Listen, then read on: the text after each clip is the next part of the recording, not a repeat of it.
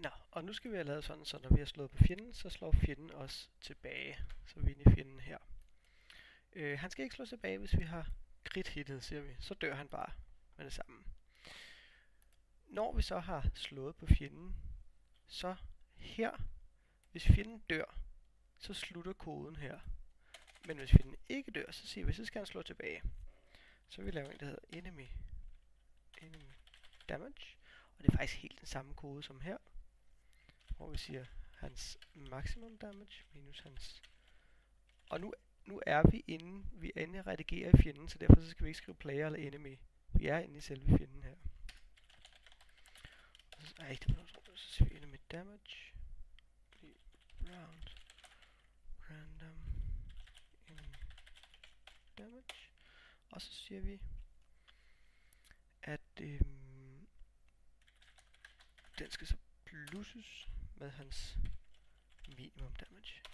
Og så siger vi, at playerens HP skal minus lige den her enemy damage. Og der laver vi også sådan en info her, hvor der står enemy dead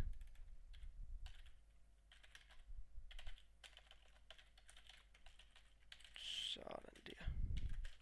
Så nu når vi slår på fjenden, og han ikke dør, så slår han tilbage, og så mister vi også nogle hitpoints. Men for at vi kan se det, så skal vi lige have skrevet spillerens stats herop. Og det gør vi ind i controlleren. Så skal vi lige have, hvad for nogle stats det egentlig er. Og det her med armor, det indfører vi lige om lidt. Ned under gold pieces, så skriver vi så... Nu opretter jeg lige en, der hedder temp y på 20. Fordi at det vi så gør, det er at for... Nu skal vi temp y her. Jeg forklarer det lige om et øjeblik. Lige nu så skriver vi lige damage, altså spillerens damage. Og det skal så gå fra hans medium damage til hans maximum damage. Der. Og nu så gør vi det, at vi skriver temp y plus lige 20. Og så skriver vi den næste linje hernede. Og det gør, at hvis vi nu på et tidspunkt vil lave om på, hvor hele den her række af stats attributes skal stå, så kan man bare ændre det her, den her variabel her, i stedet for at man manuelt skulle ind og ændre hver evig eneste tal, der står her. Lad os nu sige, at han har 60 stats eller attributes. Så er det altså godt bare at kunne ændre en variabel, i stedet for at skulle ændre alle variablerne. Vi springer lige arme over i forvejen her, eller i første omgang, så skriver vi crit. Og det er så hans stats 3. Så lad os prøve at se, hvordan det ser ud. Ups. Sådan der, så kan man se her, hvad han har. Og det var egentlig hans, HP, vi skulle have. HP lige, han kan starte. Vi laver en, der hedder max også, fordi vi skal lave noget inventory om lidt, hvor man også skal heale. Så hans max HP er 20, og hans HP skal så sættes til at være HP max. Så maximum HP er 20, og hans nuværende HP er så også 20. Og det skriver vi lige hernede under. HP lige sådan der. Og så ud af, altså det vil sige hans HP ud af hans HP max. Og vi skal lige huske, at det er playerens HP og HP max. Vi prøver at køre. Og så står det heroppe. Det ser lidt grimt ud, det kan man jo bare lave pænere. Men ideen er, når vi så slår på ham. Så vi gjorde 4 skade, så han kom ned på 6 HP. Og han gjorde 2 skade til os, så vi kom ned på 18. Sådan der. Den sidste der krittede vi om, så han nåede ikke at gøre skade på os. Godt. Så lad os lave sådan, så man også får noget XP. I øvrigt så skal vi også lave sådan, så for eksempel når der er 5 linjer her, så skal der ikke kunne komme flere. Vi sætter lige en fjende mere ind her. Og så gør vi nemlig sådan her, at med info her, så siger vi, hvis y er under, og så er det bare at se, hvor højt vi vil have info. Den skal for eksempel, den må højst gå hertil. og så kigger man bare hernede, hvad der står på y, dernede, det der y der. Og der står 320. Så hvis y kommer under 320, så skal den dø. Så vi siger if y under 320, så skal du dø. Og sådan. Godt, så skal vi have noget XP. Og han starter på 0 XP, og så XP til den næste level. Der skal for eksempel, lad os bare sige 3, og hans nuværende level er 1. Og der kan man godt lave sådan en bar hernede, der bliver fyldt op. Det venter jeg med til en senere video. Nu skal vi bare lige sådan have alt det basale på plads. Så vi skal lige have skrevet her, at hans XP bliver XP ud af XP next level, og hans nuværende level er bare hans variable level. Godt. Og så skal det være sådan, så når fjenden dør, så får vi noget XP. Og så kan vi gøre det herinde, så add event destroy, det vil sige når fjenden dør, så skal spilleren have player.xp plus lige 2, siger vi bare. Inde i playeren skal vi nu hele tiden tjekke, hvis XP kommer over XP next level, så skal der ske noget. For det første skal hans level stige, sådan der. For det andet så skal denne her jo så sættes højere. Det vil sige, at vi kunne gøre det, at vi siger, at den variablen var i forvejen, gange med 2.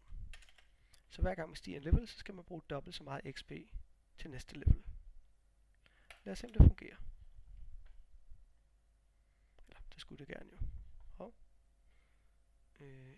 Og jeg har skrevet M i stedet for N. Så laver vi lige om her. Der. Next. Sådan der. Og vi slår på ham, og vi slår på ham, og vi slår på ham. Der døde han, vi fik 2 XP. Og lad os se, om vores level X stiger nu. Det gjorde den. Og vi skal så bruge dobbelt så meget, det vil sige 6. Og næste gang skal vi så bruge 12 og 24 og så videre. Godt, men lad os lave et... og man kan sagtens lave sådan, så de attributes stiger. Hvis vi nu bare siger, at vi får en crit chance og en max HP for hver level, og en max damage. Lad os egentlig bare gøre det. Det gør vi lige. Så skal vi lige ind og se, hvad de forskellige stats hedder. Jeg kopierer dem lige. Og sætter dem lige hernede. Godt. Så, når vi stiger, så stiger vi level. XP'en bliver forhøjet. Så skal vi have maximum damage til at stige med 1. Og vi skal have crit chance til at stige med 1. Og vi skal have max HP til at stige med 1. Og så skal man da jo også have maksimal HP, når man stiger levelen. Altså som en ekstra bonus, så vi har HP lige HP max.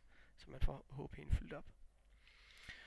Men vi kan lige prøve at lave sådan et lille inventory hernede, hvor man kan få nogle items. Og til det, så create en ny sprite. Og fik jeg ikke kaldt den der enemy sprite, det var altså meningen der. Godt.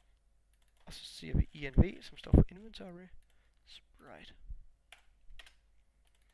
Og så kan man lige give den sådan en farve her, og så plejer jeg, hvis jeg skal lave sådan en inventory, så synes jeg, at den er button nice, den er meget fed til det. Der for eksempel. Sådan der. Og så laver vi et object, der hedder INV. Og det kan vi så lave hernede.